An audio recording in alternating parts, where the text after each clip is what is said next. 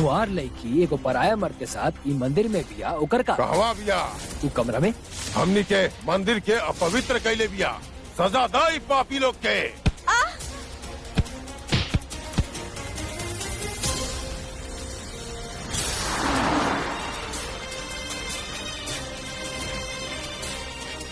तुम यहीं रुका, हम बात करत हैं। अब आगे, अब 7वां और आखिरी फेरा।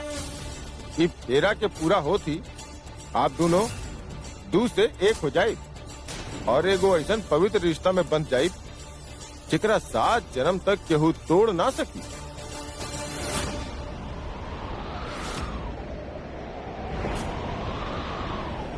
हमार धर्म पत्नी भी आई, रानी वीर सिंह रजावत।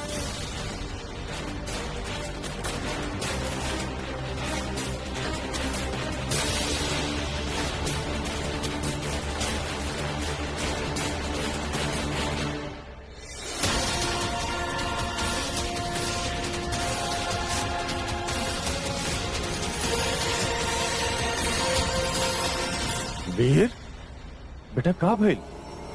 आखिरी फेरा बा। वीर वीर बेटा सब देख रहल बाड़े, आगे बढ़ा। भाई चली ना।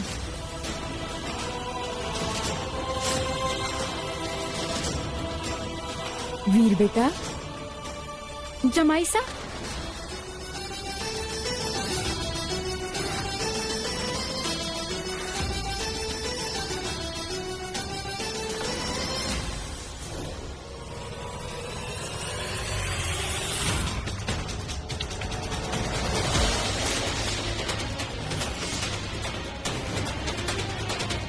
वीर, what are you doing?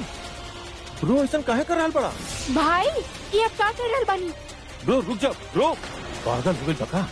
वीर का वीर स्टॉप गठबंधन दिस। खोल रहल बा। वीर का कर रहल बाड़ा तू? रुक जा वीर, तू ही ना कर सकेला। पूरा करी।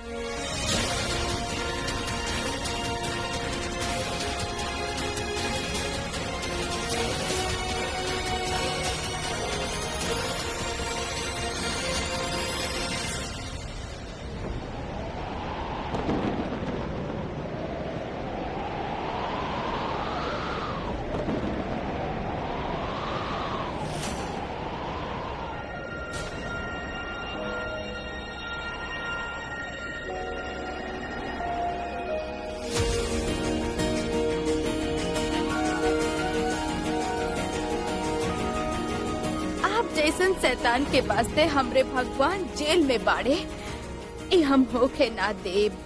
अब चली हमरा साथ।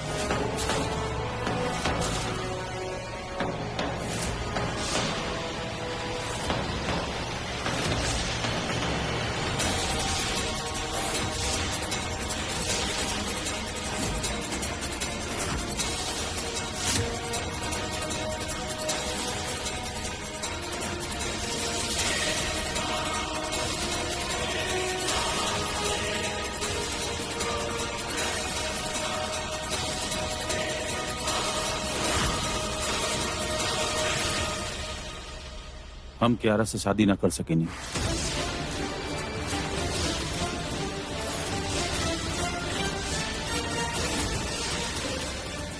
एक रीजन ही नहीं खे कि हम कियारा के पसंद नहीं करत या ओकर इंसल्ट करल चाहता नहीं, बल्कि रीजन ई बा कि हम कियारा के ओकर फैमिली के आपन फैमिली के रानी सा के धोखा नहीं के दिहल चाह।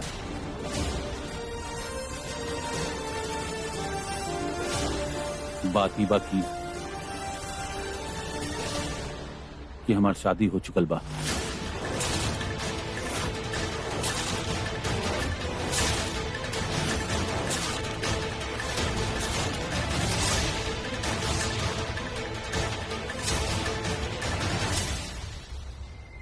इनकरा से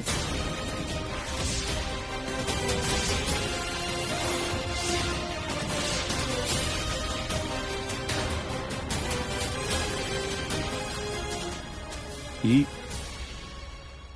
हमारा धर्म पत्नी बाड़ी रानी वीर प्रताप प्रजावत।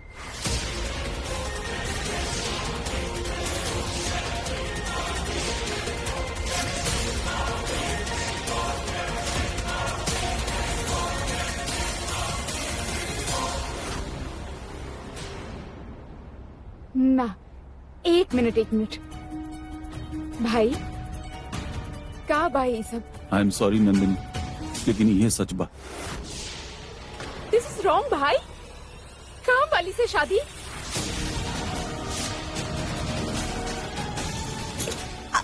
इकरा देखी, फिर हम सब के देखी भाई, आप अपना आप के देखी। ये कुछ कैले होगी तू कहाँ कैले बाड़ो हमरे भाई के साथ? हाँ, कौन तरफ फंसाले बाड़ो? बतावा नंदिनी। हाँ बोला। पागल हो गई बड़ू तू? पागल हम हो गए बानी कि भाई हो गए बानी? एगो नौकरानी को उठा के घर पे ले आई और बोल रही बानी कि हमार भाभी। बहन रिलैक्स, भाई के एक्सप्लेन तो करे दा यार। एकर माथा पे लाल सिंदूर, ये लाल चुनरी का एक्सप्लेन करिए? और शक्ल देखा एकर, ऐसे बना के रख ले बिया जैसे बहुत मासूम बिया, लेकिन एक नंबर के चंट और चालाक लड़की भी आई। 2 मिनट के लिए यार, 2 मिनट के लिए चुप कर तू प्लीज। भाई आप बताई का भैली? रानी रानी तू बोला कैसे भैली सब? हम बतानी 1000 बार मना के ले रहनी, 1000 बार मना के ले रहनी कि इनकर करीब मत जा। खाना पीना हंसना गाना सर पे चढ़ा के रख ले रहा। अब जिंदगी भर बैठ के खाना खावा ही नौकरानी भाभी साथ।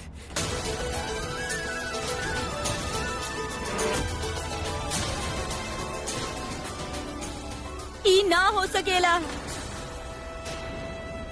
तू ऐसा ना कर सकेला वीर। तू हमार मजाक ना बना सकेला सबके सामने। बोला Kiara, I am sorry. To help with your sorry.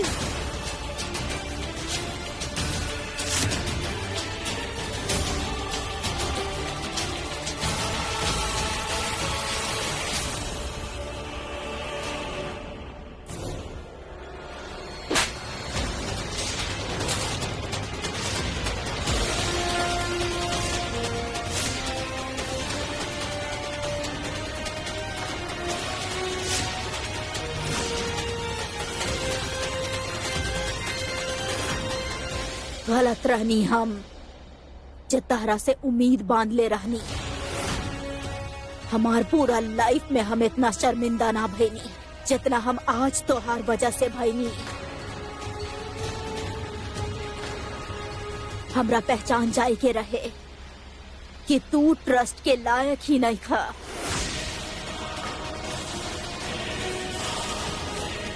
काहे कि तोहार अंदर तोहार लहू में वो गंदा खून। राजेश्वरी, ये वक्त और ये जगह ये सब बात खातिर नहीं खे। तो कैसन बात के बा? एगो राजा के बेटा राजकुमार का हवेला, और कैसन राजा बानी आप? आपके सो कॉल्ड राजकुमार बेटा गंदगी से रिश्ता जोड़ के आ गई, और आप चाहते नहीं हमनी के बात भी ना करी। जब ये मेट से ऑलरेडी शादी कर चुकल रहले तो बताइए काहे ना कुंवर सा, ये फेरा ये सब करे की का जरूरत रहे? हमनी के फैमिली के मजाक बनावत हुए आपके बिल्कुल भी शर्म ना आए ना?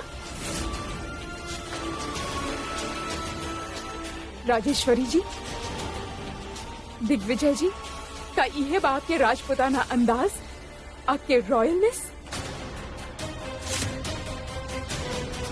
आपसे ही एक्सपेक्ट ना कर ले रानी राजेश्वरी जी। आज यहाँ जॉन कुछ भी भइल बा ओकरा खातिर हम आप सबसे माफी मांगा तानी।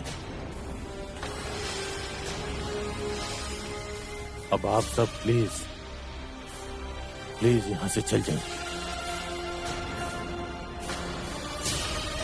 हमने के मैटर के ठीक से समझ के बात करे दी प्लीज।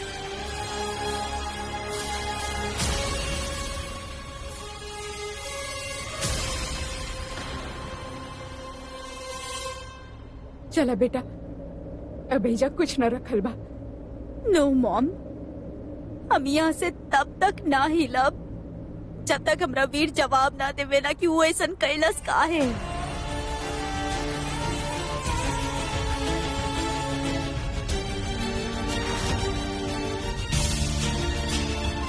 अपन टाइम वेस्ट मत करा कियारा। चला बेटा।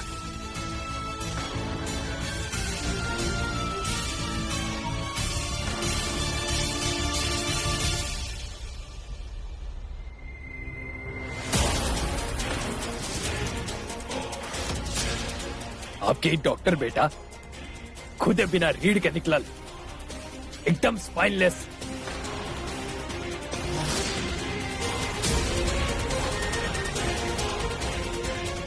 ये बेइज्जती हम कबो भूलेम ना, और इस तमाशा के खामियाजा आपके भुगते के पड़ी।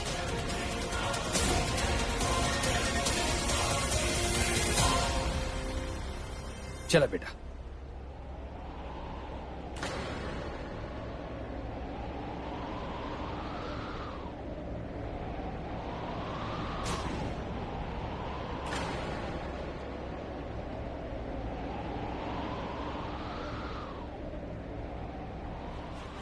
आज वीर के वजह से हमार इतना बेइज्जती भई और सूर्यवंश खानदान के साथ जौन रिश्ता जुड़े वाला रहे वो भी टूट गई, और ये 2 टके की नौकरानी राजावत खानदान के बहू बन गई। कोनो मजाक है? हम सब पागल नजर आवतानी का? महीनों से तैयारी चलत रहे, हल्दी मेहंदी संगीत सारा फंक्शन तोहार मर्जी से भइल रहे। वी, हम पूछ रहल बानी कि आप ये सब काहे कहीं? अगर आपके कियारे से शादी ना करे के रहे तो हम सब में से केहू के बोल देवे के चाहत रहे। काहे के लिए तू सब? हाँ, जवाब दो, काहे? जान बचावे खातिर। जान बचाए खातिर? केकर जान बचाए खातिर? हमरा और आपन। हम तो घर बार छोड़ के निकल लिए थे, पर रास्ता में फोन आयल की वो रात के जोहरी बाजार में का भइल जाने के चाहत रो तो विराट नगर में सुहागन के टीला मंदिर कोई जा। और हम जब वहाँ पहुँचनी था, जय राजा बाबू हमरी इंतजार कर रहे थे। वाह, कितना बड़ा नौटंकी बाड़ू तू। पहले हमारे भाई के फसवलू और अब जय पे इल्जाम लगा रहल बाड़ू। बहुत स्मार्ट बलेनू रे तू। और ऐसे ही केहू के बुलावे पे एक फोन करे पे मंदिर चल गयलू। हाँ वाह, कब बात बा। हमरे बाबूजी खातिर हम पाताल लोग भी जा सके नी। इंग्लिश दीदी, हमके ना ही पता था कि वो मंदिर में कुंवारी कन्या के जायल वर्जित बा, कि वहाँ के नियम एकदम सख्त कठोर बा। हमरा के ना पता रहे, पर वहाँ जैला के बाद जौन कुछ भइल ओ हम कभी सोचे भी ना थे।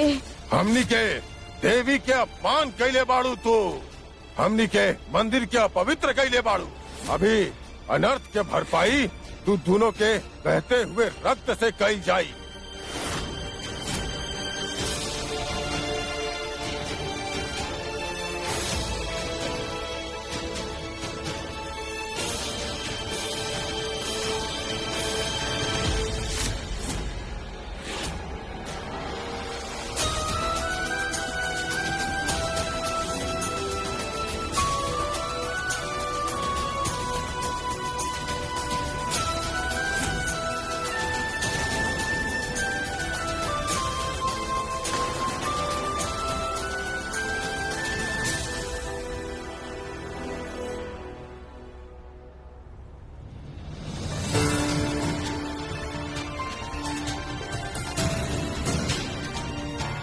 थैंक गॉड आप ठीक बने bro. Forget it, forget everything. इस शादी जो कुछ भी होगा हम नहीं जाना थी, सब ये सब ठीक बा या गलत बा, लेकिन आप सेफली घर पे पानी हमारा खातिर सबसे ज्यादा इम्पोर्टेंट हुए बा।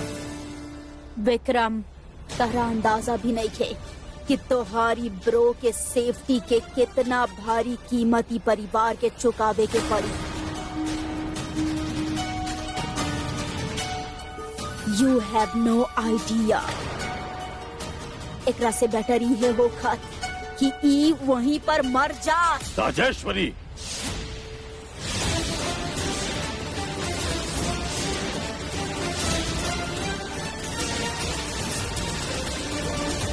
एक का बकवास कर रहा बाड़ू तू? काहे जब ई करे त मजबूरी, हम सच कहनी त बकवास।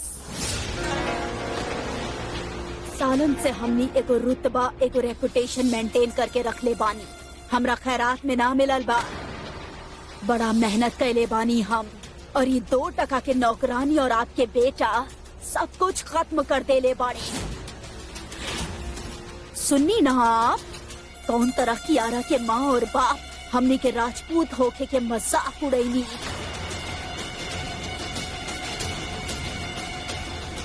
Gate used to it Digvijay. इस सिर्फ एगो शुरुआत बा। का सोचले रहले ही हाँ कि जूती के धूल उस सर के ताज समझ के हमनी के घर में ले आई। जकर हैसियत नहीं के आंख से आंख मिलावे के हमरा से, वो आज कंधा से कंधा मिला के हमरा साथ बैठी। का एक्सपेक्ट करे नहीं आप कि रानी के ई रानी के हम हमनी के रॉयल फैमिली के बहू मानी? हाँ,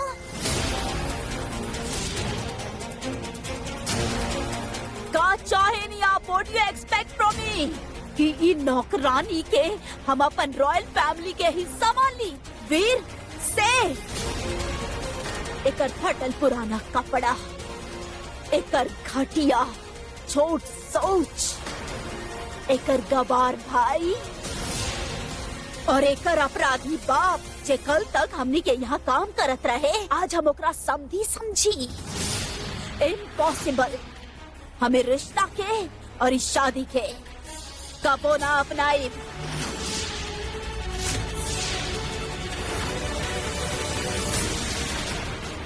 इनफैक्ट आज के दिन के हमार जिंदगी में कोनो अस्तित्व ही नहीं थे। तहरा धक्का मार के ई घर से दफा करे में हमरा बहुत मजा आवेला, बाकी हम अपन हाथ के गंदा ना करे चाहतानी। जौन भइल ओकरा भूल जा, काहे कि शादी बिल्कुल तोहार तरह एगो झूठ बा। मिस बलिया वाली, now get out. Rajeshwari, calm down. एक बार ठंडा दिमाग से सोच के ना दिग्विजय, कबो कबो कीचड़ के साफ करे खातिर कीचड़ में उतरे के ही पड़ेला।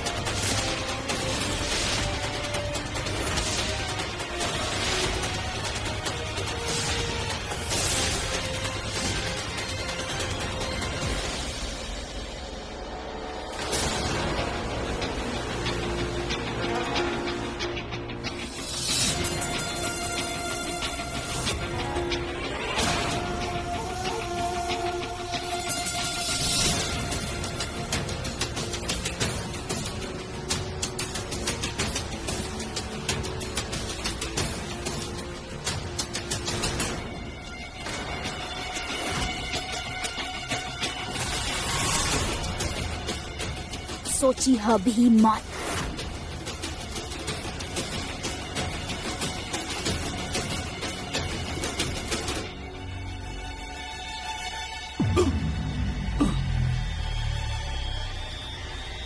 भाई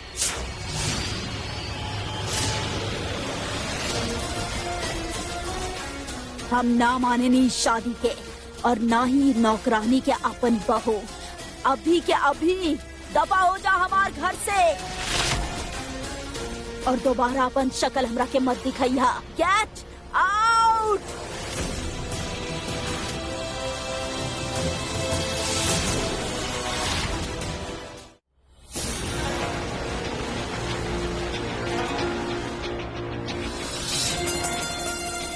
सोची भी मत।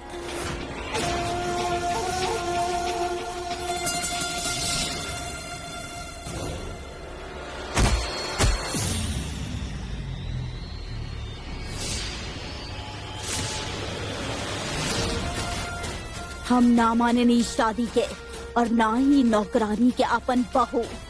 अभी के अभी दफा हो जा हमार घर से और दोबारा अपन शक्ल हमरा मत दिखाइया।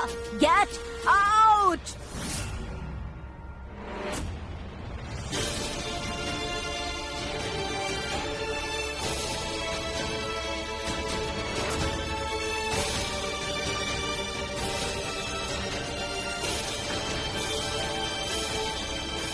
सुन लेना हम का कहनी। मंदिर से तो जान बचा के निकल गईलू, लेकिन यहाँ पर एक सेकंड भी खड़ा रहलू तो हम तहरा के ना छोड़ब। रुक जाए राजेश्वरी।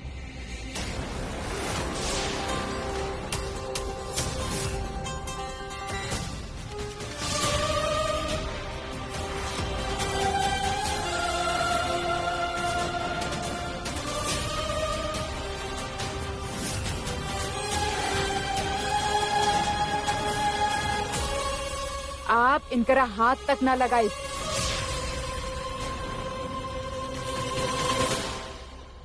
जितना दुख आपके हो रहल बा उतने ही दुख हमके भी हो रहल बा। मन्नी की जे भइलू गलत बा, लेकिन आप जे करे जा रहल बानी ना वो इससे भी ज्यादा गलत बा।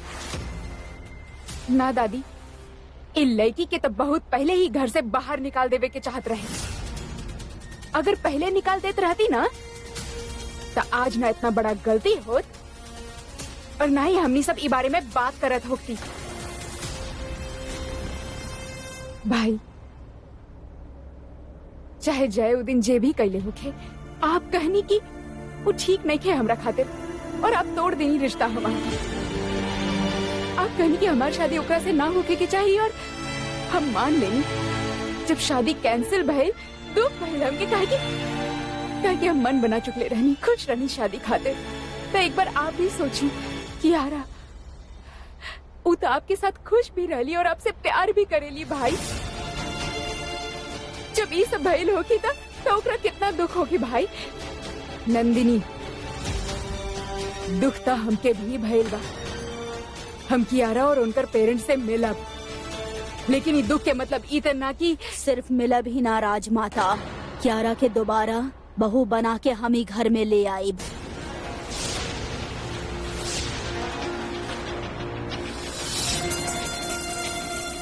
जबान दे ले बानी हम, और अगर हम उस जबान पे खरा ना उतरनी तो कैसन राजपूत हम।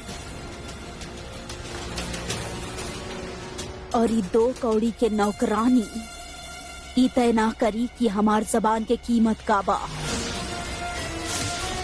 प्लीज राजमाता, इस सारा चीज हमरा पर छोड़ दी। लेट मी हैंडल दिस। राजेश्वरी, आज तक हमेशा सब कुछ आप ही हैंडल कर ले बानी, लेकिन आज ना। अगर आप हमनी के राजपुताना रवैया के बात करी तो हमनी के जबान हमनी के शान से बड़ा हो खेला, लेकिन एगो राजपूत के केहू के जान अपन जबान से बढ़ के ना हो खेला। आज वीर जे कुछ भी कैले बा, रानी के जान बचावे खातिर कैले बा। भले ही शादी से हमनी सबके एगो अनचाहा रिश्ता जुड़ल होखे, लेकिन एगो राजपूत होखे के नाते अब हमनी एकरा से पीछे तना हट सके नी ना।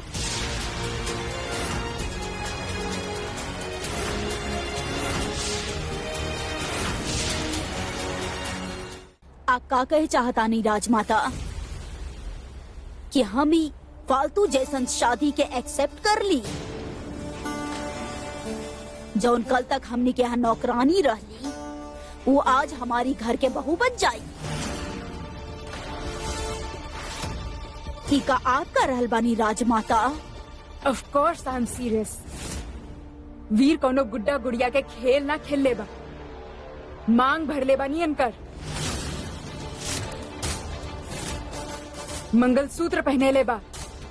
ई त वीर के अच्छाई और समझदारी बा कि कियारा के साथ साथ फेरा लेवे से पहले ही रुक गई, लेकिन इनके साथ मजबूरी में ही सही, लेकिन पूरा साथ फेरा ले ले बानी वीर। 7 जन्म के रिश्ता में बंध गए बानी ही दोनों, और अब ही पवित्र बंधन के मान हमनी के रखे के ही होगी।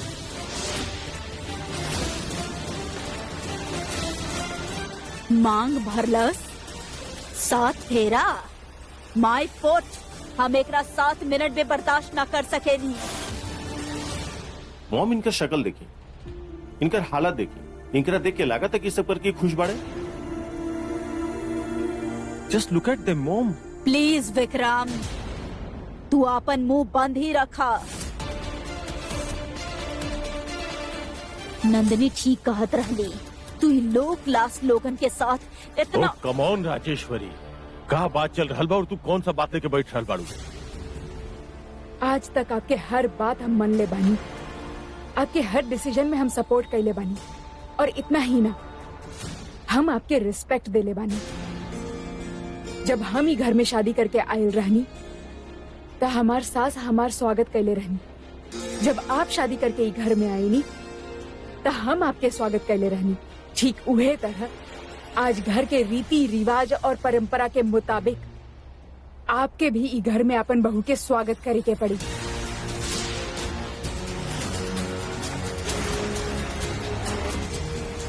राजमाता, आप हमरा फोर्स। बस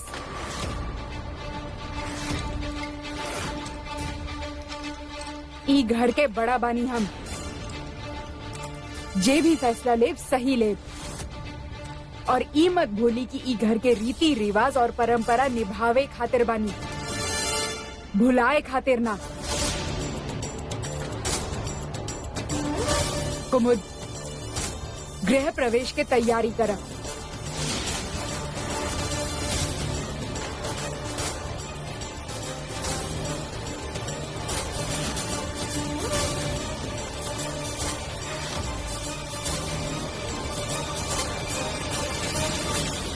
बतावा, बाप जहाँ 20 साल तक नौकरी करत रहत, वहाँ बेटी 20 दिन में बहू बन गई।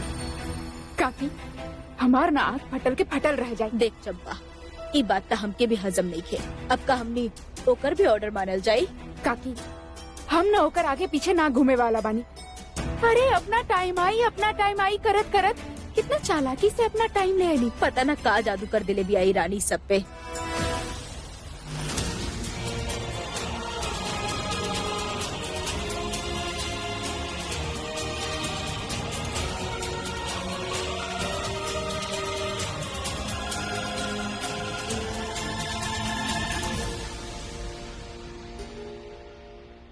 हद बका की, बंदरिया चढ़ल रहे झाड़ पे बेर तोड़े, पूरा के पूरा झाड़ कटक गई।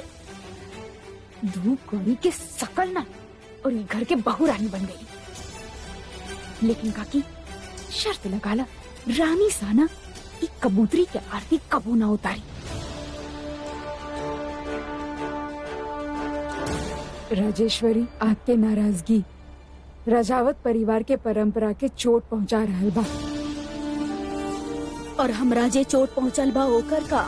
इंसान के चोट तो भर जाला राजेश्वरी। अगर संस्कार कमजोर पड़ गए ना तो उनके दोबारा खड़ा करब मुश्किल हो जाला राजेश्वरी।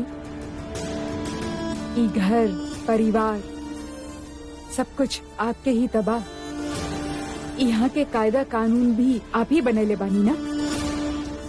अब उनकर उल्लंघन ना तो आप कर सके नी और ना ही हम वर वधू के आरती करी।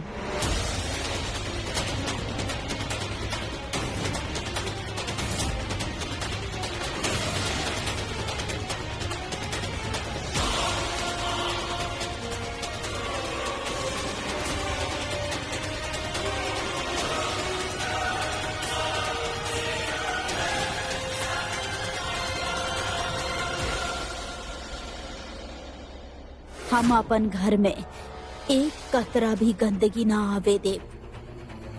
ऐसे हम बहू भी ऐसन ही चुल्ले बानी जे हमनी के घराना के मैच करे। जब ओकर पांव हमनी के घर के दहलीज लांघी तर नजारा ही कुछ और होखी। चांद के चांदनी भी फीका पड़ जाई ओकर सामने।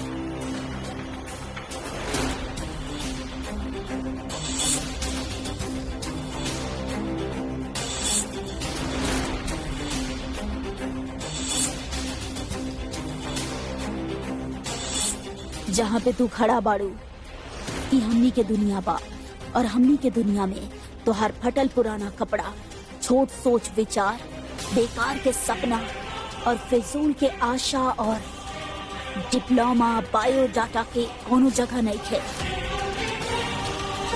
यहाँ सब उ तरीका से होखेला जौन तरीका हमरा के पसंद बा।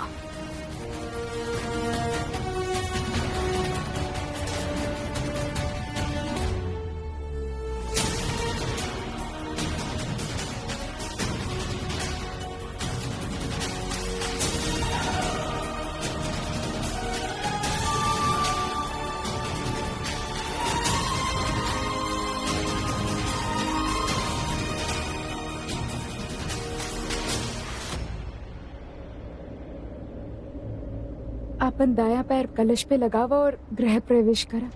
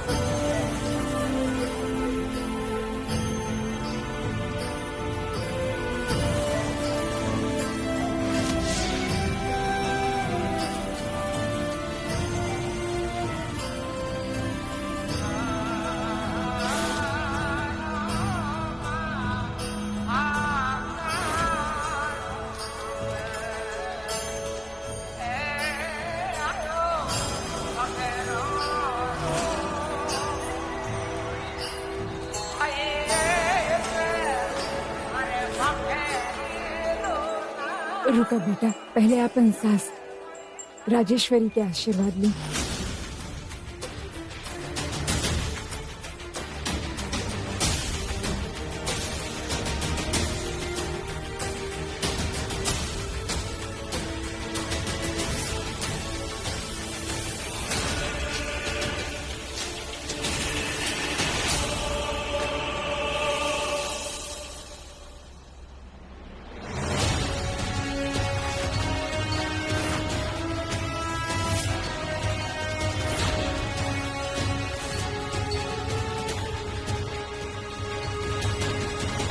ये हो खेला, जब एक बार घर में गंदगी घुस जाला तब पलक झपकते ही पूरा घर में फैल जाली।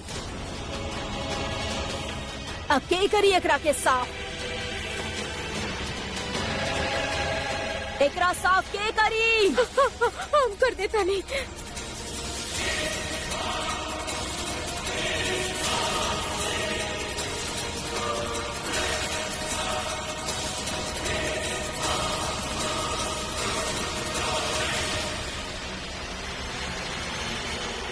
रिश्ता भले ही बदल चुकल बा राजेश्वरी, लेकिन आपके इज्जत आज भी उतने ही बा। आप भी इनकर मान रखी और आपन बहू के आशीर्वाद दी। नौकरन के साथ रिश्ता ना, नौकरी के एगो कॉन्ट्रैक्ट हो खेला। आप भले ही एकरा बहू मानल हो खब, लेकिन आज भी वो हमरा खातिर एगो नौकर के बेटी ही बाड़ी।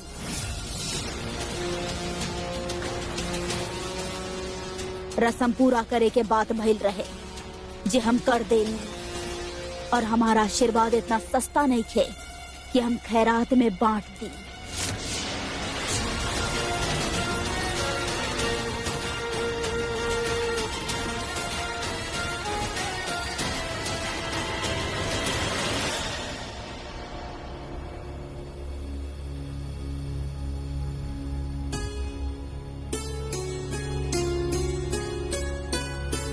खुश रह, सदा सुहागन रही।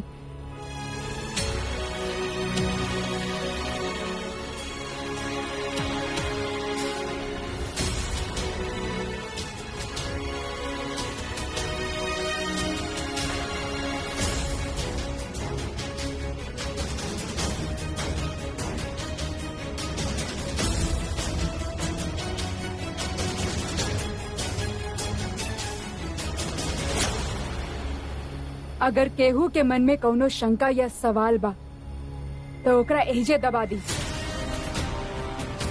आज जे कुछ भी भय, अब ओकरा बारे में दोबारा बात ना होगी। आप सब जा सकीले।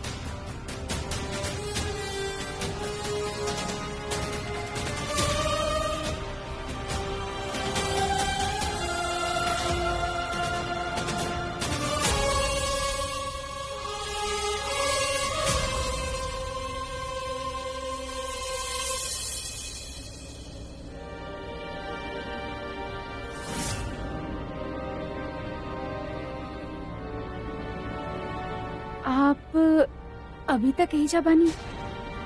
अपना कमरा में जाएं। हाँ, आज से आप ही घर के बहुरानी बनी और हमार बड़ा कुंवरसा के धर्म पत्नी भी। यही खातिर हमरा खातिर आज से आप बनी। अपना कमरा में जाएं और आराम कर ली।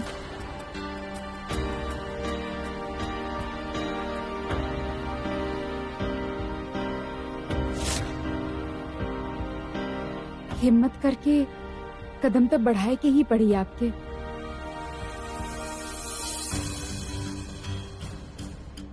हमार शादी हो चुकल बा और ई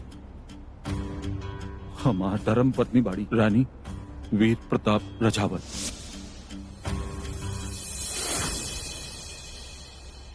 पता नहीं काहे हमार मन इतना घबराता।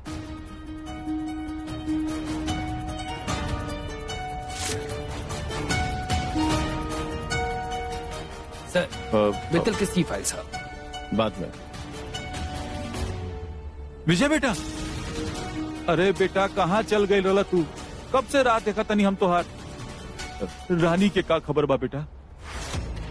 घर पे सब ठीक तो बा ना? अरे ई रानी भी ना एक बेर जो ठान लेवे ले ना फिर वो केहू के ना सुने ले, हमरो ना। अरे कुंवर साहब के सजा दिलावे के जिद करके बैठल भी आऊ। अरे ओकरे चलते कोनो शादी में गड़बड़ तो ना हो गई ना? कैसे खबर दी रामू काका के कि रानी और कुंवर साहब के शादी हो गई बा? न जाने कहाँ चल रहा लोग की वजह। विजय बिटवा कुछ छुपा रहा बा, जरूर कोनो बड़ बात बा। हे माता रानी, हमार बिटिया के रक्षा करी है। पता नहीं हमार मन इतना काहे घबराता।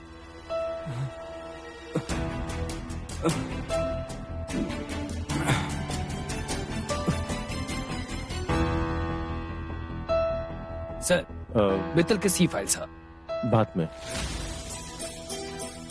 विजय बेटा, अरे बेटा कहाँ चल गए लला तू? कब से राह देखत रहनी है तोहार। रानी के का खबर बा बेटा? घर पे सब ठीक तो बा ना? अरे ई रानी भी ना एक बार जौन ठान ले ले फिर वो केहू के ना सुने ले, हमरियो ना। अरे कुंवर साहब के सजा दिलाए के जिद पकड़ के रख ले बिया। अरे ओकरे चलते शादी में कोनो गड़बड़ी तो ना होई ना?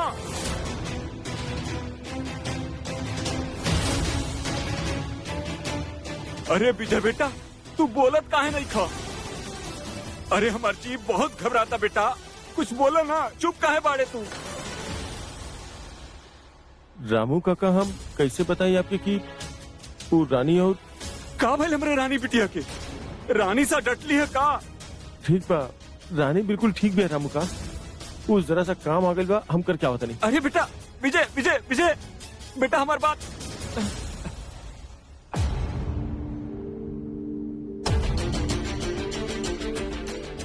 कैसे खबर दी रामू काका के कि रानी और कुंवर सा के शादी हो गई बा? न जाने कहाँ चल रहा लोग की वहाँ।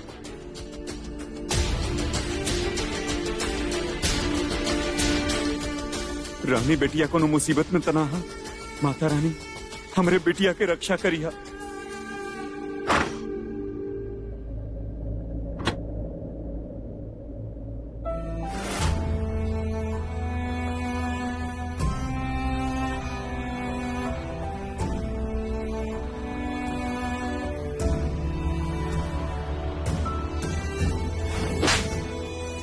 गलत रहनी हम जे तरह से उम्मीद बांध ले रहनी। हमार पूरा लाइफ में हम इतना शर्मिंदा ना भईनी जितना हम आज तोहार वजह से भईनी।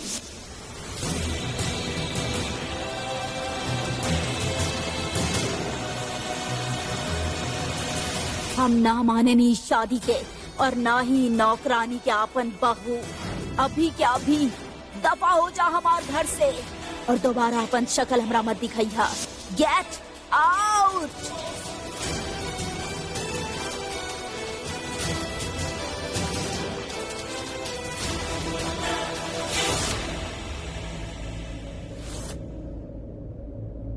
हमार शादी हो चुकल बा। ये हमार धर्म पत्नी है रानी वीर प्रताप राजावत।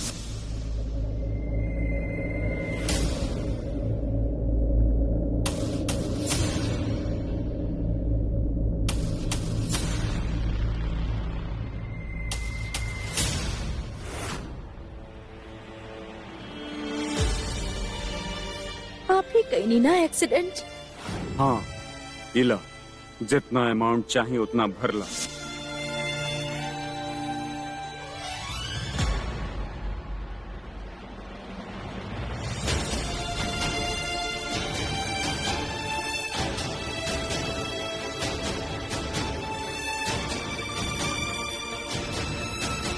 हमार शादी हो चुकल बा। ये हमार धर्म पत्नी है रानी वीर प्रताप राजावत।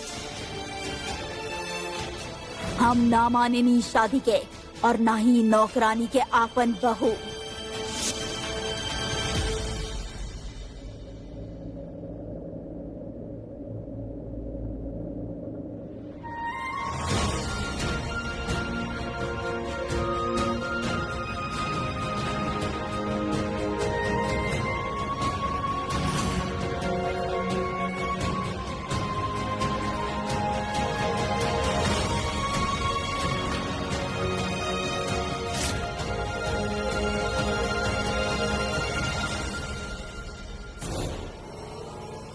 ना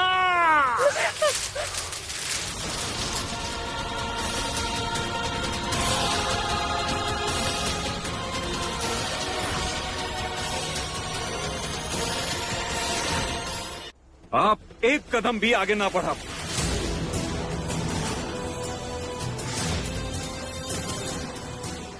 गृह प्रवेश घर में भइल बा, हमरे जिंदगी में हमरा कमरा में आप खातिर कौनो जगह ना बा।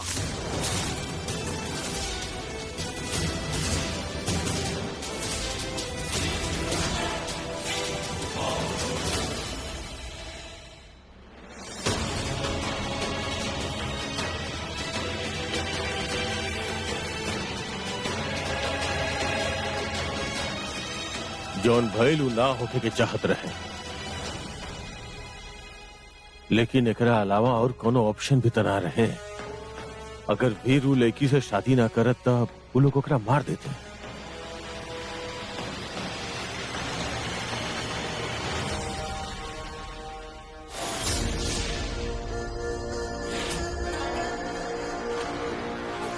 हम यह सोचत रहनी कि अब तक आप अपन बेटा के पैरवी कैल शुरू काहे ना कैनी। ये दोनों बात में फर्क बा राजेश्वरी। हम कहनी ना जौन भैलू ना होके के चाहत रहे, लेकिन वीर जौन कैलस वो गलत ना है। दोनों बात में डिफरेंस बा। लेकिन दोनों बाप बेटा के हरकतन में कोनो डिफरेंस नहीं खे। अगर हमार बेटा होखत तो ये हरगिज ना करत, लेकिन आपके बेटा से ऐसा छोट और ऐसा लो क्लास हरकत हम एक्सपेक्ट कर ही सकेनी। राजेश्वरी चिल्लाई मत। ओकर वकालत करे के हिम्मत करेनी तो ओकर खिलाफ सुने के भी ताकत रखी। गलती और गलती करे वाला से हमरा सख्त नफरत बा। हम आपके माफ कर देले रहनी कहे कि आप हमार आपन रहनी, लेकिन ऊ पराया बा और आज के हादसा के बाद ऊ साबित कर देले बा। प्लीज दिग्विजय, हमरा से और बहस मत करी। दिमाग काम करे के बंद कर देले बा, कहीं कुछ कर ना बैठी हम। 28 साल लग गए हमके रानी सा के मुंह से अपने खातिर बेटा सुन लेके, और आज जब वो बेटा खाली तो हम का कहेंगे? उनके चोट पहुंचोनी, तकलीफ देनी हम उनके। कबो जिंदगी में खुश ना भई नहीं हम, ना अपने बर्थडे के वक्त, ना जब डॉक्टर बनल रहनी तब, जब कियारा से शादी करे वाला रहनी। कबो अंदर से खुश ना भई नहीं हम, लेकिन आज जब वो हमारे हाथ पकड़नी हमके बेटा कहनी, अलग ही खुशी भइल है हमके। बेटा जल्दी आइया, हम तोहार इंतजार करब।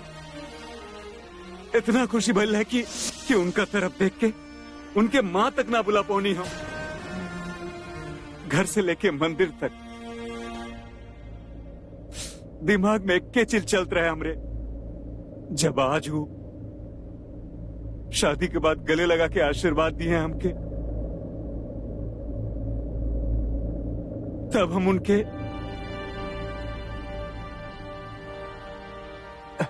आई लव यू माँ कह पाए।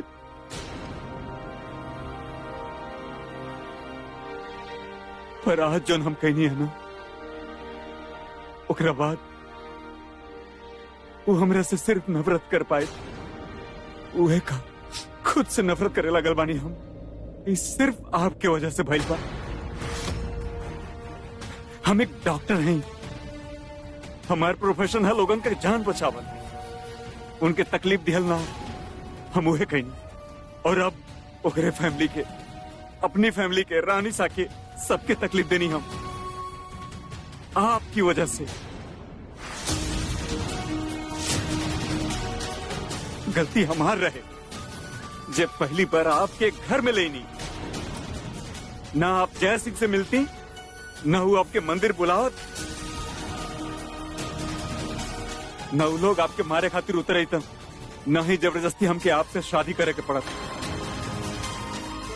आपके देख के सिर्फ और सिर्फ नफरत महसूस होता है वक्त हमके। I hate you.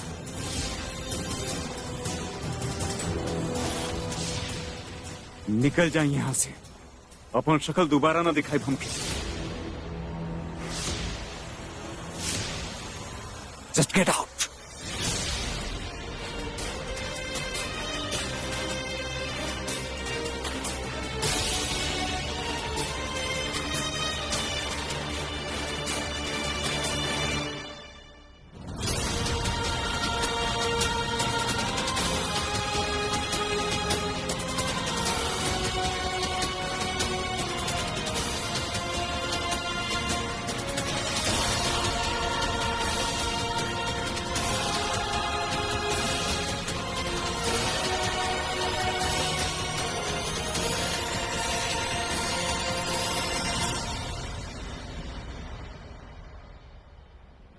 नफरत, नफरत हमरा से बा या खुद से। हमरे बाबूजी के तो सजा दिलवा देनी, जेकर हकदार आप बानी। उनका जेल भिजवा के हमरा के तो पहले ही अधमरा कर देले रहनी ना आहा। तो फिर वो लोगन से जान बचावे कौन वास्ते आ गई? हम तो ना कहले रही ना डॉक्टर साहब।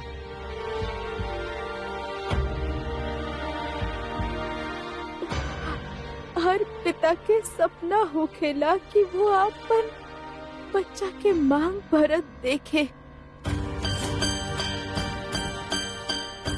वो मांग जो आप जबरन भर दिए, वो भरे के हम तो ना कहले रही ना डॉक्टर साहब। हर लड़की के सपना होखेला कि वो साथ फेरा लेके 7 जन्म तक अपन पति के साथ रहे। फेरा लेवे के वास्ते हम तो आपसे ना कहले रही ना डॉक्टर साहब। कहले रही का? कहीं ना हम कहले रही का चाहता नहीं आप हमसे कि पूरा जिंदगी हम वो गिल्ट में जी कि हमारे आंखें के सामने वो लड़की के मार दिया गई और हम चुपचाप खड़ा होकर देखत रह गई। नहीं, जेकरा के ई बात के कोनो शर्मिंदगी नहीं कि उके कारण कोई और सजा काट रहा है। उको हमरे जिए मरे से का फर्क पड़ेला? अब तो वैसे भी पूरा तरह जीवित नहीं थी। पहले आप थोड़ा मार दिए, फिर पंडित लोग, रानी साहब। आप तो जानत रहनी ना कि हम शुरू से बाबूजी के बचावे खातिर हर कोशिश करत रहनी। पहले से सब कुछ देखत आवत रहनी ना आप, तो फिर काहे ना चलनी हमरा साथे बाबूजी के छुड़ावे अपन गुनाह कबूल करके।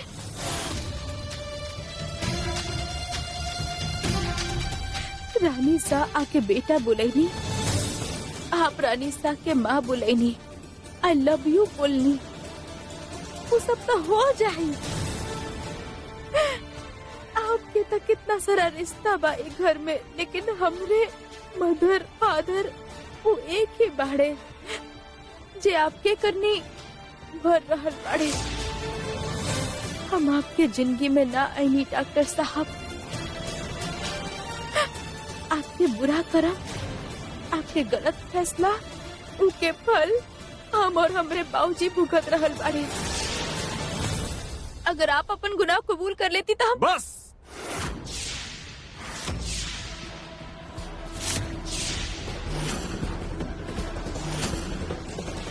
ये शादी हमारी मजबूरी रहे, मर्जी ना। लेकिन वो एक्सीडेंट से रिलेटेड जौन कुछ हम कहनी सब हमारा डिसीजन रहे और वो कब्बो ना बदली। ये बात दोबारा कभी हमरे सामने ना करब आप। अब आप यहाँ से जाएं, काहे कि हमरे जिंदगी में और हमरा कमरा में आप खातिर कोनो जगह ना पा।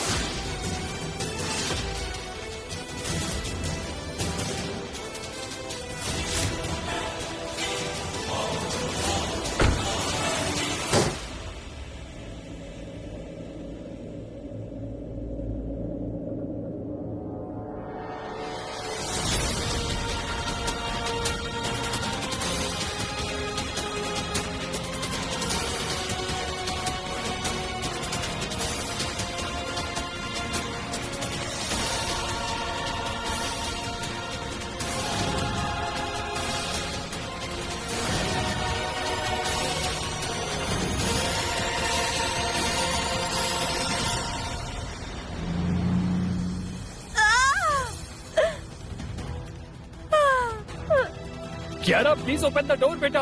कियारा दरवाजा खोला बेटा। आई विल फिनिश देम। ओलो के बिजनेस, ओलो के रेपुटेशन, पूरा जावत संख्या कर सब खत्म कर देम हम। देखिए तू बदला से पहले अपन बेटी के बारे में सोची, ओकरा संभाला भी जरूरी बा। कियारा कियारा कियारा दरवाजा खोला बेटा।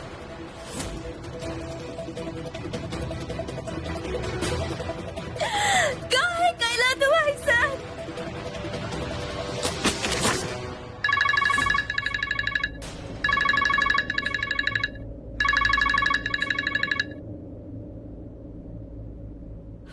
हेलो उठा ले लस। हेलो क्यारा जी, काई खबर सच बा कि आपके और वीर रजावत के शादी टूट गई बा?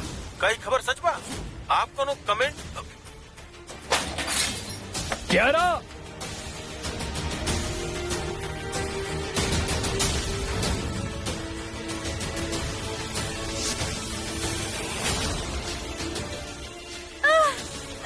Kiara please open the door बेटा।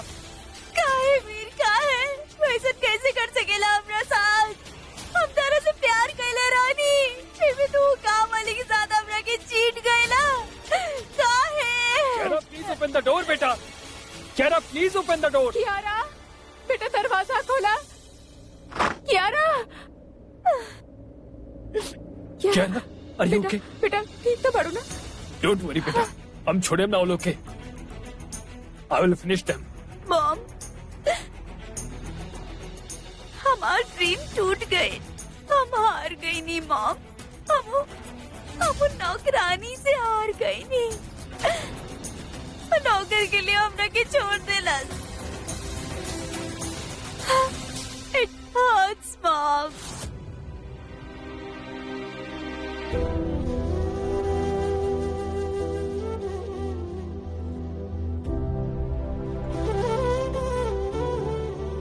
हमरे जिंदगी में, हमरे कमरा में आप खातिर कोनो जगह ना बा। इस शादी हमार मजबूरी रहे, मर्जी ना। लेकिन वो एक्सीडेंट से रिलेटेड जौन कुछ भी हम कहनी वो सब हमार डिसीजन रहे और वो कब्बो ना बदली।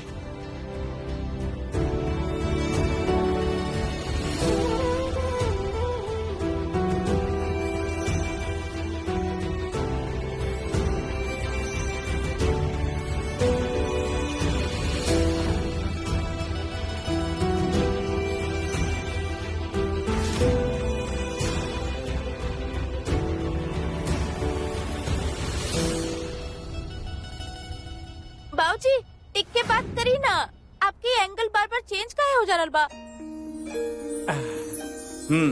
बस वो कहा बिटिया, परिवार वाले सब ऊपर रहेला और हम नीचे नौकरन वाले कमरे में, बीच में सीढ़ी है। अब रानी साहब बुलाइए तो जाएगे तो पड़ी है। बाबूजी ये उम्र में घुटना पे जोर डालब तो आगे चल के कमजोर हो जाये ना।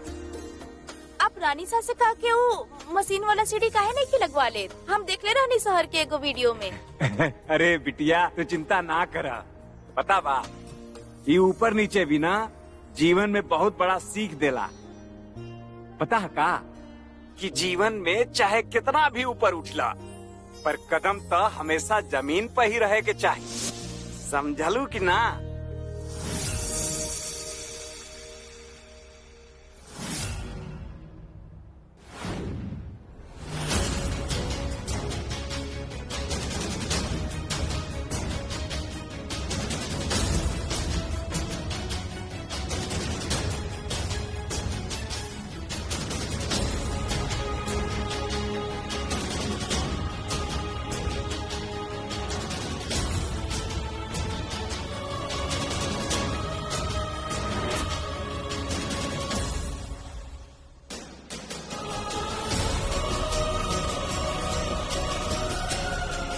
बाबूजी कुछ बनल चाहत बानी, हम अपन टेम लाल चाहत बानी। शादी तो होखत रही ना हमार।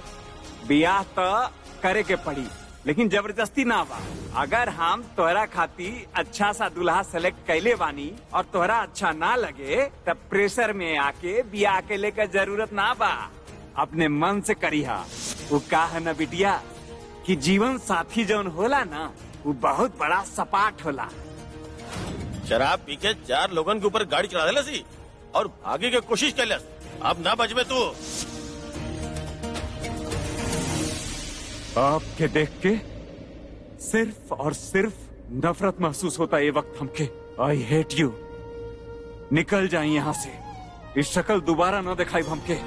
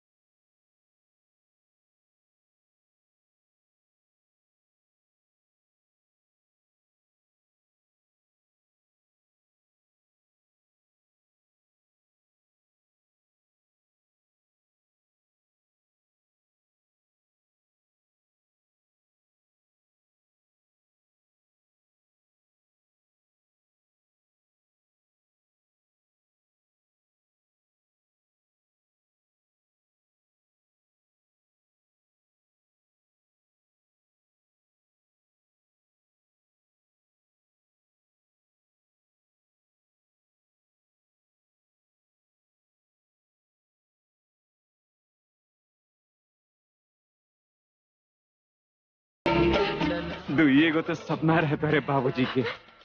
पहला कि तू इंजीनियर बन जा और दूसरा कि पूरा धूमधाम से तोहर शादी करी।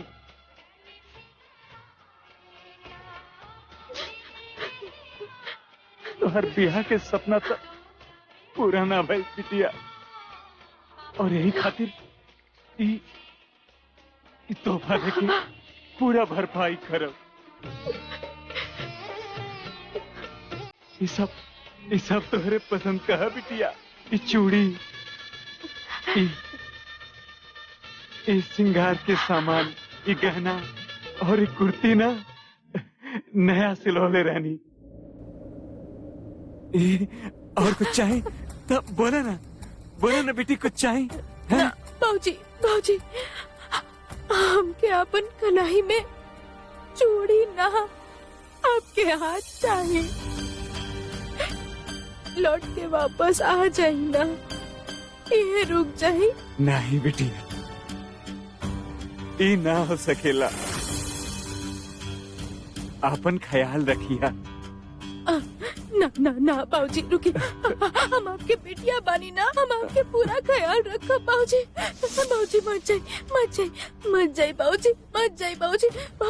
बाबूजी मत जाए। रानी बिटिया उठ जा बिटिया। बाबूजी देखा सुबह हो गई ना।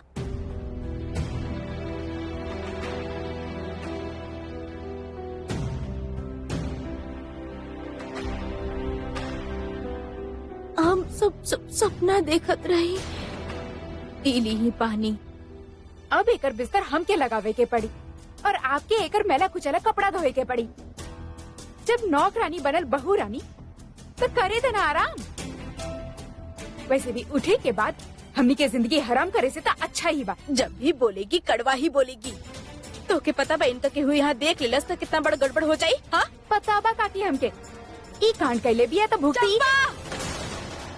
लिहाज से बात कर। अब ई घर के बहुरानी बाड़ी और हमनी नौकर बानी।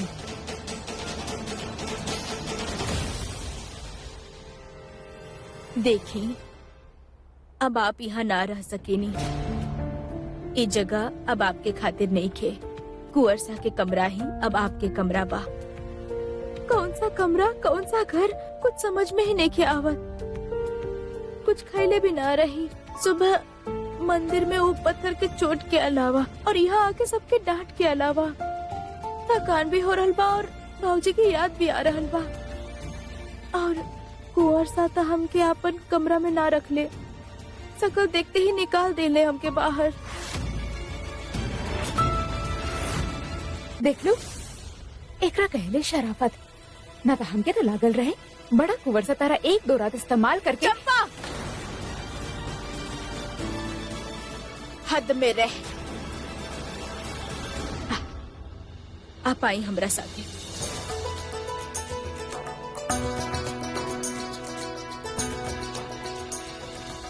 जरा संभल के काकी, एकर भोलापन के नौटंकी में कहीं फिसल मत जाइए।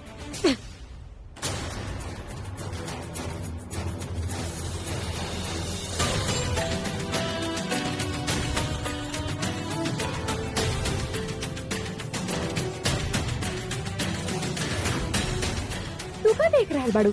अपन काम करा, समझ लू ना। बड़ा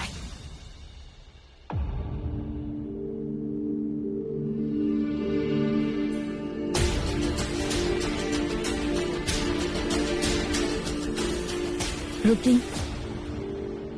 खमा घड़ी राजमाता। घणी खम्मा, अब जाके अपन काम करी। हम एकांत में अपन बहू के साथ कुछ बात करे चाहता नहीं। जी।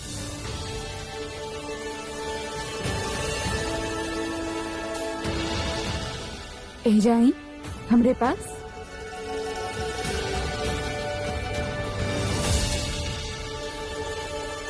आप कहाँ से आ रहल बानी?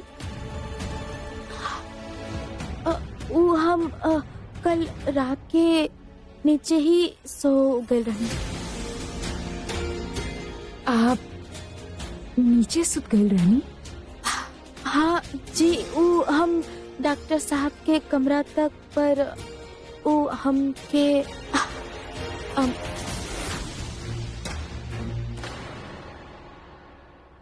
नंदिनी जी। दादी साहब, ये हम का सुन रहल बानी बेटा? अब आप बड़ा हो चुकल बानी। ई घर के रीति रिवाज आपके मालूम होके के चाहिए। जी, पर भइल का बा? ननद के भाभी के द्वार छिकाई के रस्म करे पड़ेला।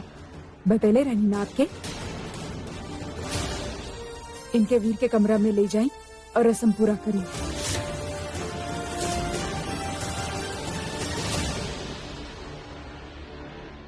दादी साहब, पर रस्म तो भाभी के हो खेला ना, लेकिन ये हमार भाभी कहाँ भी है? नंदिनी, आप गुस्सा मत करें, लेकिन ये सच बा। एक नौकरानी हमार भाभी ना हो सकेली। भाई जे कुछ भी कहनी उनकर मजबूरी रहे। ओकरा बाद भी आप हमसे ये उम्मीद कैसे कर सकेनी? कितना कुछ हो गए बा दादी साहब। भाई की जिंदगी बर्बाद हो गई। कितना इंसल्ट भर किया रखे, और ये सब की वजह ही नौकरानी बिया। वजह कुछ भी होगी, लेकिन आज जे बा ओकर हमके आदर रखे के होगी। पर दादी साहब, कल जे हम इतना सारा बात कहनी, वो सिर्फ राजेश्वरी खातिर ना, बल्कि ई घर के हर सदस्य खातिर बा। आप इनके वीर के कमरा में ले जाएं और रस्म पूरा करी। ई आपके दादी सा के हुक्म बा।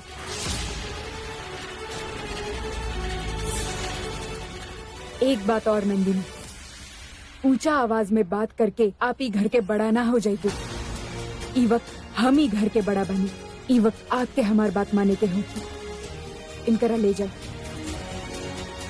जा बेटा।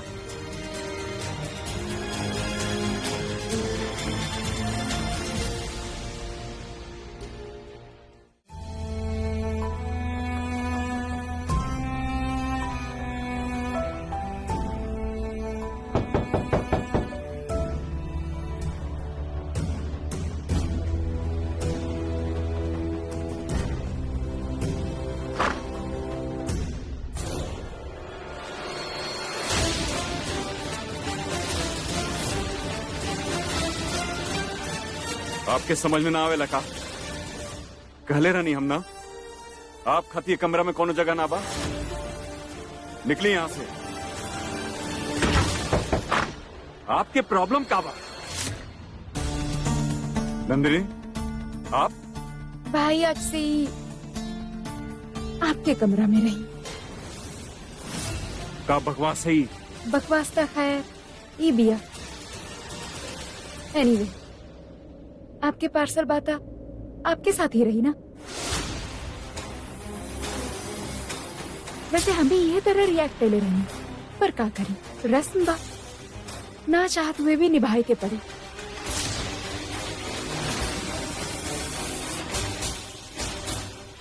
दुआर छिकाई के पैसा भाई। Are you out of your mind Nandini? ये क्या करते हैं आप? ये सवाल आप उनकरा से पूछे जी हमके एजा भेजले बहन।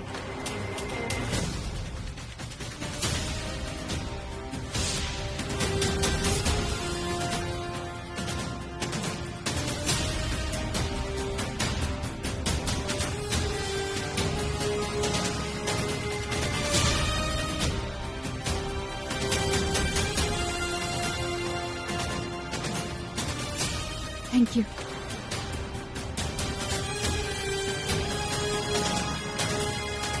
कुछ रिश्ता ऐसा हो खेला जे ना चाहत हुए भी निभाए के पड़े लागी। कुछ भी कहीं आपके शादी हो चुकल बा इनसे। ओकरा साथ आवेला जिम्मेदारी। कुछ नया एडजस्टमेंट करे के पड़ेला आदत डालनी काहे कि अब इहे कमरा में रही इनकर अपना कमरा में। हम कुमुद के साथ सारा जरूरी चीज भिजवाते हैं। आप तैयार हो जाए।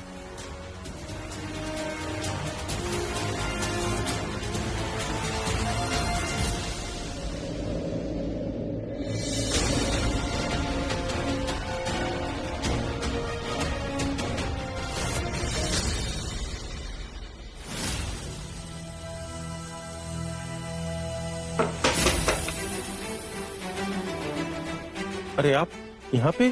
छोटा कुंवर साहब आपसे कोनो जरूरी बात करे के रहे अगर आपकी इजाजत होके। हम आपसे कितना बार कहले बनी कि इजाजत एंड ऑल हमारा साथे मत यूज करी। अंदर आई खुल के बात करिए। जी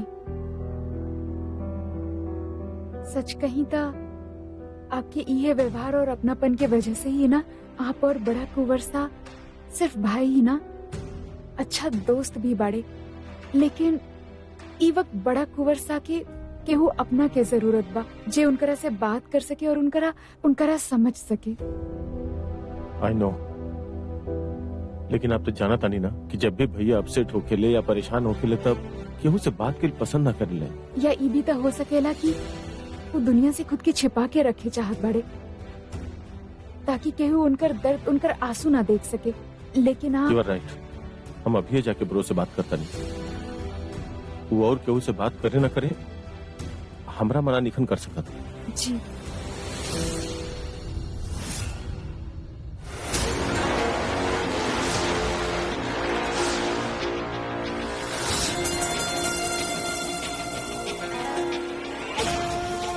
क्लियरली आपके अपन रिस्पॉन्सिबिलिटीज इग्नोर करे में कोनो प्रॉब्लम ना हो खेला फिर चाहे वो पर्सनल होके या प्रोफेशनल। मॉम घर में ऑलरेडी इतने प्रॉब्लम चल रहा बा। अब आप प्लीज हमारे करियर बीच में लेके मत आई।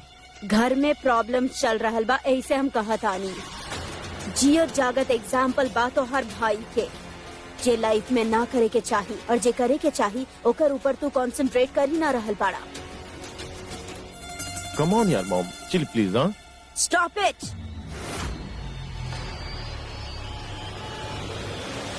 क्लियरली स्टूपिड छोट लोगन के असर तारा पे पड़ रहल बा और तू उनका जैसन ही बन रहल बाड़ा। What is this language? Chill यार हम आपके दोस्त बानी। तू अपन करियर पे कंसंट्रेट करा अपन फ्यूचर पे कंसंट्रेट करा जौन तू कर ही ना रहल बाड़ा। हम पूरा जिंदगी ना रह तारा पाले खातिर। Do you understand?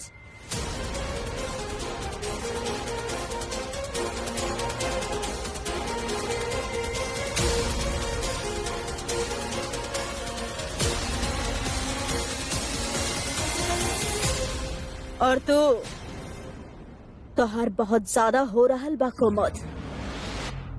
ऑलरेडी तोहर लेवल की लड़की हमार घर में घुस चुकल बाड़ी, जौन हमार बराबरी करे के कोशिश कर रहल बाड़ी। जितना चादर दियल गइल बा ओकरा से कम पैर पहले हा, समझ लो। का काम कम बा तहरा पास जे तू हमार पर्सनल लाइफ में बात कर रहल बाड़ू? तोहर औकात बा हमार निजी जिंदगी में दखल देवे के? ना ना, बहुत हो रहल बा।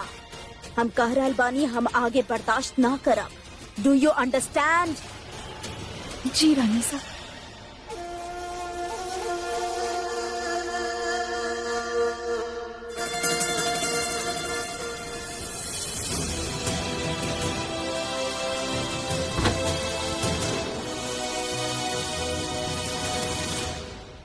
हमरे घर में जौन घुस गेला नहीं काफी ना रहला आप खातिर, जे हमरे कमरा में घुस गए नहीं। राजमाता की बात टाल ना सके नहीं, एक खातिर माने के पड़ल। करब हम बर्दाश्त, और तो कोनो ऑप्शन भी ना बा हमरे पास।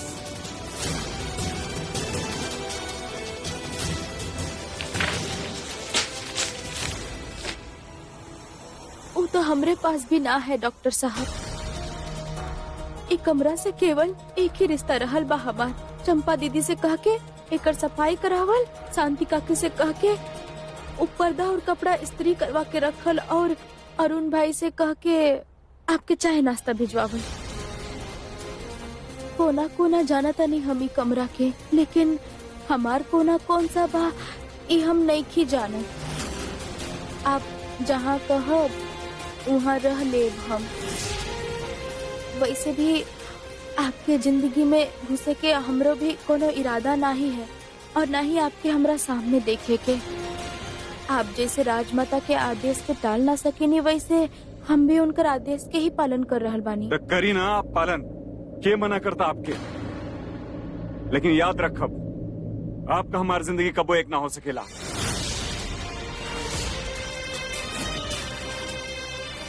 हमनी अलग हैं, हमनी के सोच, हमनी के बात के लेकर तरीका, हमनी के लाइफ स्टाइल, ना पसंद पसंद सब अलग है। और आप कहले के बाद ये घर में जो हमारे एक जगह अलग रहे वो भी ना रहल। दम घुटता हमारे कमरा में अब।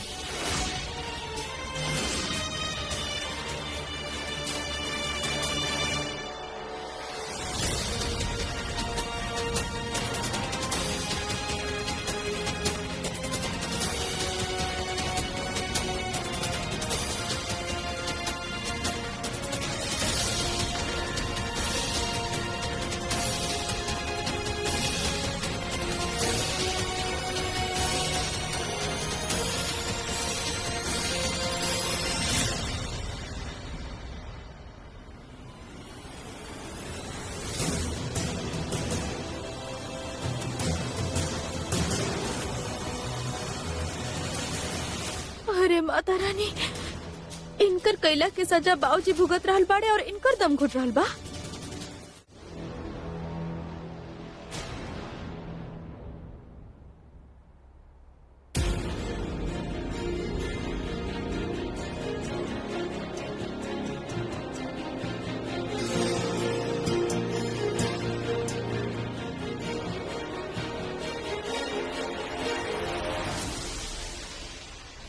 बेटा जल्दी आइए, हम तोहार इंतजार करब। रानी साहब, रानी साहब हमके आपसे कुछ। राजमाता, आप कुछ कहत रहनी?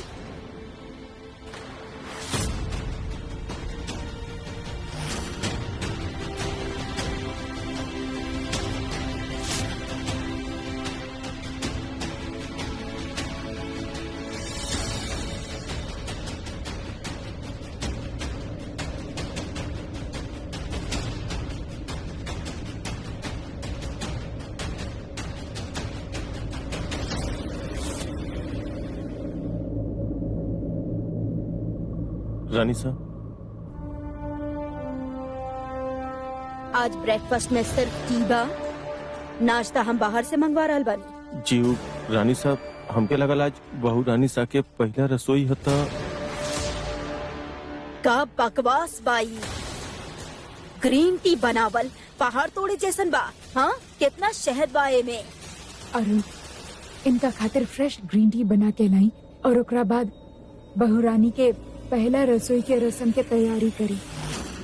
जी राजमाता।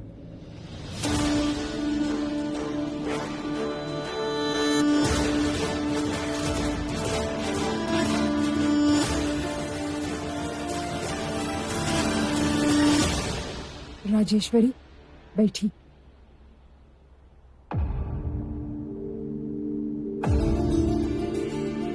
आपके इस शादी से नाराजगी पे हम सवाल ना कर रहे बने। आपके गुस्सा जायज बा, लेकिन वीर और रानी के शादी भी उतना ही जायज बा। हमनी के कुलदेवी के सामने उनका रिश्ता जुड़ल बा, और वो भी हमनी के पुश्तैनी पंडित जी के आशीर्वाद से। तो हमनी के जे राजपूताना परंपरा बा ओकर तमान हमनी के रखे के होगी। सारा रीति रिवाज हमनी के निभाए के पड़ी। जे भइल ओमे केहू के रजामंदी ना रहे, जिनकर शादी भइल उनकर भी ना। लेकिन जे भइल बा ओकरा से तो हमने मुंह फेर सके नी ना। हम आपके हर बात के मान रख ले बानी राजमाता, लेकिन एकर ई मतलब ना कि हम हर रिश्ता के भी उतना ही मान रखब। ई हम बोल भी ना रहे बानी। ई घर के परंपरा, ई घर के नियम कानून, ई सब के आप हमेशा मान रख ले बानी। राजेश्वरी, ई घर आपके बा और एके आपके ही संभाले के बा। हमार वक्त तक गए रानी के बहू के रूप में आज ही अपनाने ओकर ना तो हम उम्मीद रखा तानी और ना ही जायज बा। लेकिन जे रीति रिवाज बा ओकरा तो आपके पूरा करे के होगी। आप समझ सके नी ना राजेश्वरी।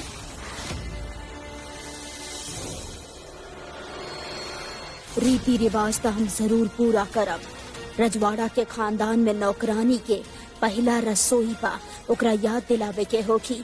नौकर के बेटी बाड़ी तो नौकरानी ही रही, बहुरानी बने के कोनो गुंजाइश नहीं खे यहाँ।